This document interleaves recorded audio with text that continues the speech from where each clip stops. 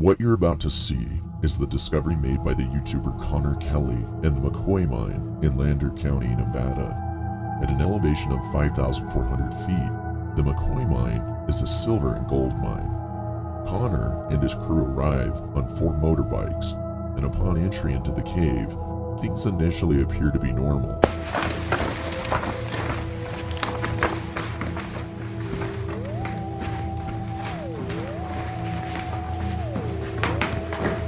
However, as they proceed deeper into the cave, Connor notices something reflecting the light of his flashlight. They become aware of what it is as they get closer. Oh.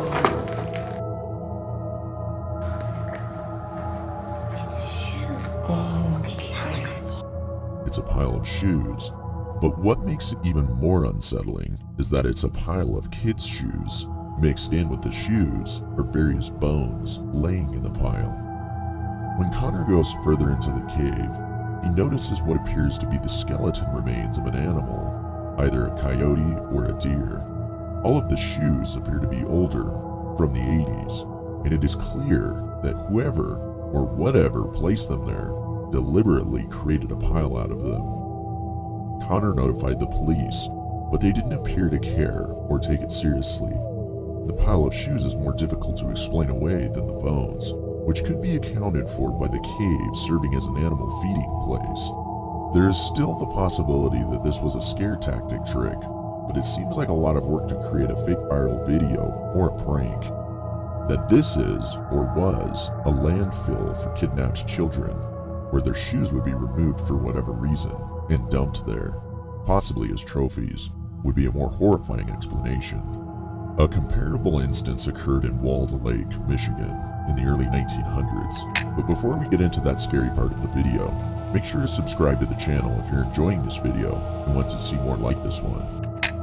It was thought that a sick and cruel man started killing local children and then threw their tiny shoes up into a tree's branches. When the man was eventually caught, people discovered his tree was decorated with hanging shoes belonging to dead children, almost as if the shoes were trophies to him. It will likely remain a mystery as to whether this is something similar to that, or simply a strange prank that someone spent way too much time on. There aren't many potential explanations for this. That much is true. If you have claustrophobia, you might feel uneasy watching this story. John Edward Jones, a 26-year-old family man and medical student, had a tragic story to tell. When he was younger, he explored many caves with his father and brother. Even though he had spent the majority of his life exploring caves, this one cave proved to be too dangerous, even for John. The Nutty Putty Cave. This cave was known for its notoriously narrow spaces. Dale Green discovered them for the first time in 1960. The cave is 55 miles from Salt Lake City and situated southwest of Utah Lake. A few days before Thanksgiving, on November 24, 2009, around 8 p.m., John, his 23-year-old brother Josh, and several other friends and family members all decided to explore Nutty Putty Cave, since they were all spending time together for the holiday. John was a married man with a 1-year-old daughter who lived in Virginia. John made the decision to crawl through a narrow passage that he mistakenly thought was known as the birth canal. About an hour into their exploration of the cave, sadly, this passage was way tighter. He inched his way into the narrow passage head first, moving forward, using his hips, stomach, and fingers.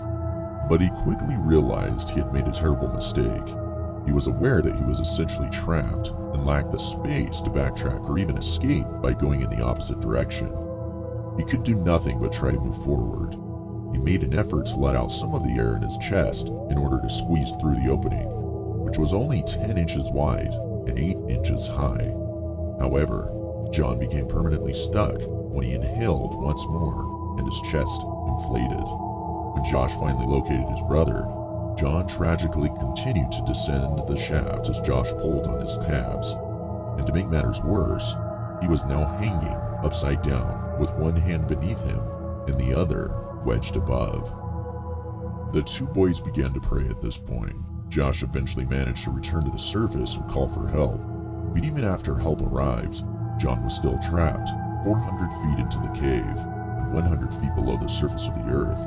It took more than an hour to transport the personnel, machinery, and supplies down that far. Time was of the essence because John was upside down and stuck. A healthy young person could survive for a few hours, but probably not much longer in an upside-down position. The human body is designed to work with gravity rather than against it. The way blood flows is made possible by gravity.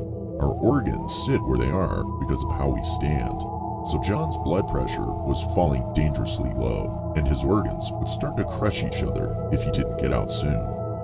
The heart would have to work extremely hard in this position to keep pumping extra blood out of the brain. On November 25th, around 12:30 a.m., a woman by the name of Susie Moldula became the first rescuer to reach John. John had been stranded for 3.5 hours at that point. Susie introduced herself to John, even though all she could see of him was a pair of navy and black running shoes. "Hello, Susie. Thanks for coming, but I really want to get out," John responded to her. Over 100 rescuers worked to free John from the Nutty Putty Cave over the course of the following 24 hours.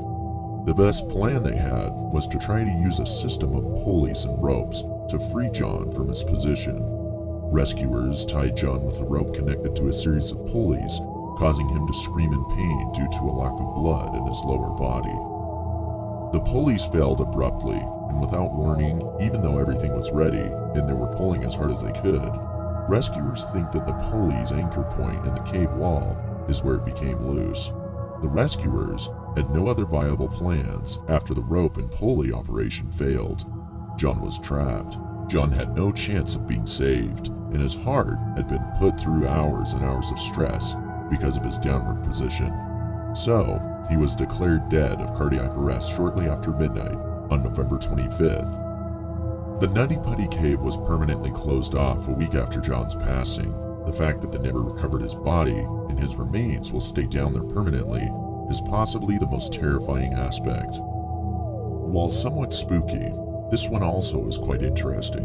The Mahler Cave in Oregon was explored in a video uploaded by a YouTuber named Water Skipper. On the surface, it looks like a pretty normal cave until the bleachers on either side come into view. Anyone might now be curious as to what exactly bleachers would be doing in a cave. One might speculate that there might be some sort of underground rituals taking place, and in a place as unsettling as deep in a cave, these rituals would probably be some real sick ones. However, the cave is owned by the Masonic Lodge of Burns. A group holding secret meetings in a spooky cave is bound to spread unfavorable rumors and conspiracy theories about both the Masons and the cave itself. For decades, the Freemason group in Oregon met in this cave to clean and maintain the area. One of those theories claims that satanic rituals and devil worship took place in the cave. Since local Masons installed a gate at the cave entrance in 2019 to prevent vandalism and graffiti, the cave has been closed to the public. Kenny Veach is a person you may have heard of before, and his tale is possibly one of the scariest ones involving caves. He was a YouTuber and cave enthusiast who vanished in 2014 while trying to explore a cave he called the M Cave. Kenny thought the cave was suspicious because it was 6 miles south of a top-secret airbase, and he had heard strange noises coming from it. He claims that his entire body started to vibrate as he started to enter the cave. The vibrating got worse the deeper he went into the cave. He claimed that he suddenly felt extremely afraid and fled the area. He posted this video to YouTube to discuss his visit to the cave. I got to still go over another ridge and then go all the way down a big crevice that's real narrow and gets kind of scary. I'm looking for a cave that I found, and I didn't have a sidearm when I was here before, and something about that cave just spooked me. Out of all the caves I've ever gone in, this one just made my body vibrate. The closer I got to it, the crazier my body felt, and I was like, all right, I'm not gonna go in there right now, but I'm coming back someday. And I talked to some people on YouTube, and I told them, hey, I'm coming out here, you know, because they kind of called my hand on it. So I don't know if there's going to be anything to it, but it might be interesting. If I can find it, I got to relocate it, and this is a big mountain. Of course, with the internet being what it is, he was ridiculed and accused of fabricating the entire incident, or at the very least, the story. In essence, Kenny was coerced into returning to the cave despite the fact that he had initially been afraid to do so. Since then, no one has seen Kenny after he gave into the pressure and went back to the cave. Although his phone was discovered in a closed mine entrance, no body was ever located. Kenny was a very nice and likable person, which makes the tragedy of his disappearance and probable demise even worse. Given his proximity to the airbase, some people think Kenny was actually killed by the government. Because it was near the Nellis Air Force Base in Area 51, proponents of this theory contend that the M cave Kenny found was an entrance to some sort of top-secret government facility. They think that the vibrating Kenny experienced was a defense mechanism to prevent people from entering. The same theory predicts that Kenny saw government secrets inside the cave and was taken hostage by American soldiers. A video of what he claims to be the M cave that Kenny described was posted on YouTube by a user who goes by the name of Abandoned Mines 11, and it's pretty credible. The entrance to the cave appears to have been blocked off and sealed.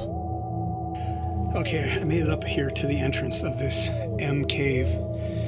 There's the one side of it. It comes down and then goes back up there and down.